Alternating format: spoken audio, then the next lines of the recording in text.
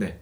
오늘은 제가 그동안은 저의 어떤 주제를 정하고 그에 따른 저의 생각과 관점을 말하는 시간을 가졌는데 그것도 좋지만 세상 사는 이야기, 그 다음에 우리가 좀 놓쳐서는 안 될 그런 중요한 이슈에 대해서 매주 정리를 해서 공유를 드려보면 어떨까라는 생각에서 지금이 2022년 2월 2주차인데 이번 주에 가장 핫했던 이슈 한 두 가지 정도를 골라서 여러분들께 간략하게 사실을 기반으로 저만의 관점을 살짝 섞어서 이야기를 해보도록 하겠습니다. 제가 생각하는 가장 중요한 첫 번째 이슈는 러시아와 우크라이나가 전쟁을 할 수도 있다 라는 상황인데 이거에 대해서 간략하게 설명을 해드릴게요.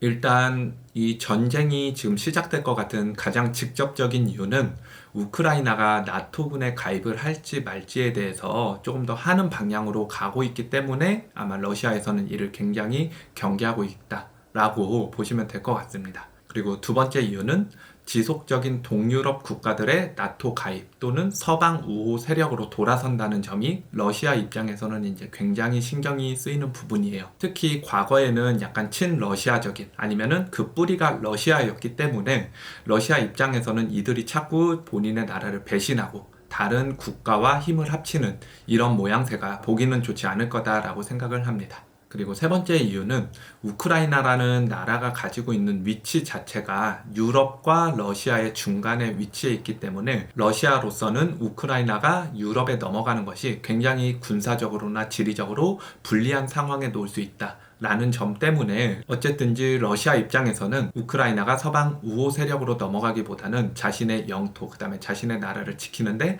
큰 힘을 보탤 것을 아마 요청하고 요구하는 바일 거라 생각을 합니다.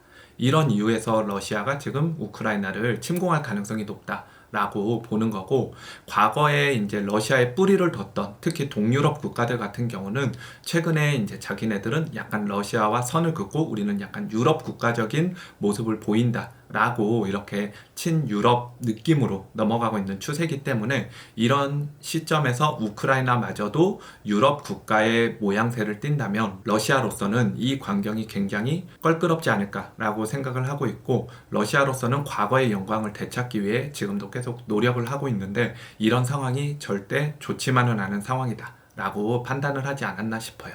그래서 지금 현재 상황은 그럼 어떠냐? 지금 현재 상황은 언론이나 이런 유튜브나 다른 매체를 통해 보시면 아시겠지만 2월 16일에 러시아가 우크라이나를 침공할 거다 라는 그런 기사나 가십거리들이 계속 나오고 있는 상황이에요. 그렇지만 러시아 입장에서는 우리는 그런 얘기를 보도한 적이 없다 라고 일관하고 있는 상황입니다.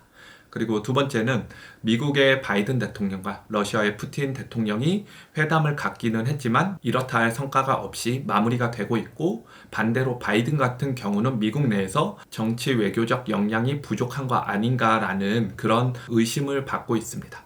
그리고 세 번째로는 러시아 입장에서 언제든지 전쟁을 하고 침공을 할 수 있게 우크라이나 주변에 이미 전력이나 군사들을 배치하는 것을 완료를 했고, 그리고 마지막으로는 지금 우크라이나에 거주 중인 제2외국인 또는 우리나라 사람들, 미국 사람들 할 것 없이 자국민들이 다시 본국으로 돌아올 것을 요청하고 있는 중이라고 합니다. 그래서 실제로 전쟁이 정말 일어날지 안 일어날지 모르지만 지금 굉장히 급박한 상황임은 맞다라고 판단이 돼요.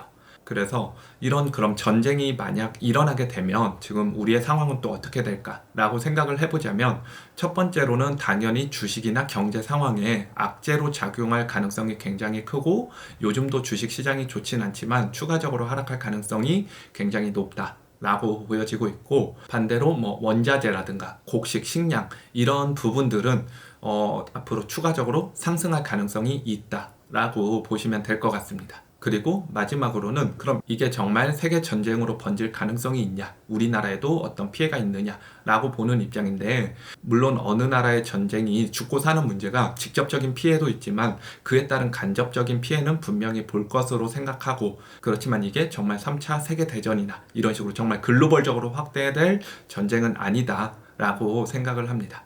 그래서 지금 러시아와 우크라이나의 전시 상황에 대해서 제가 이번 주에 가장 좀 중요한 이슈가 아닐까라고 해서 정리를 해봤고, 그리고 두 번째 이슈는 안철수의 단일화 문제입니다. 안철수 대통령 후보가 최근 윤석열 국민의힘 대선 후보에게 단일화를 할 것을 제안을 했다라고 해요. 그래서 이런 경우는 저 같은 경우는 굉장히 좀 잘한 결정이 아닐까라고 생각을 합니다.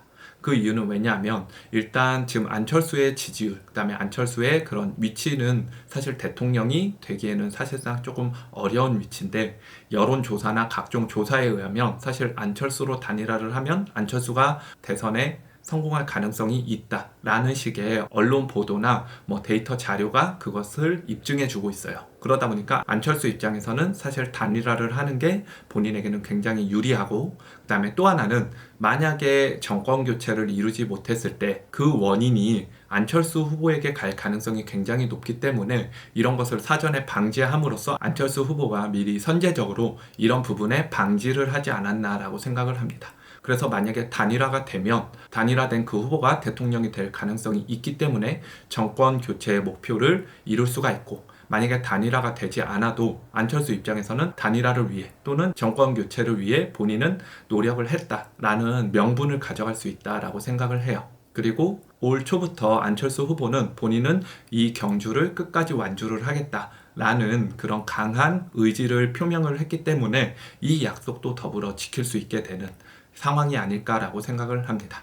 그리고 만약 국민의힘에서 이 제안을 거절해서 결국 정권 교체가 되지 않으면 어떻게 보면 또 이 원인이 국민의힘에 있다라고 갈 가능성도 있기 때문에 여러 가지 측면에서 득과 실을 따져봤을 때 그래도 좀 더 득이 많은 제안이 아니었나라고 생각을 하고 있습니다. 그래서 결국 어떤 후보가 대통령이 될진 모르지만 결국은 어떤 후보가 대통령이 되느냐에 따라서 우리의 상황, 그 다음에 우리의 경제, 우리의 국가 안보, 이런 모든 부분이 조금 달라지기 때문에 이 부분은 항상 예의주시하면서 저희가 대통령 경선을 지켜봐야 되지 않을까라고 생각을 합니다. 그래서 오늘은 이렇게 두 가지 이슈에 대해서 저의 생각을 간략하게 남겨보았고, 그리고 또 다음 주에 또 중요한 이슈가 생긴다면 그 부분에 대해서 간략하게 설명드리고 저의 생각을 남겨보는 시간을 갖도록 하겠습니다.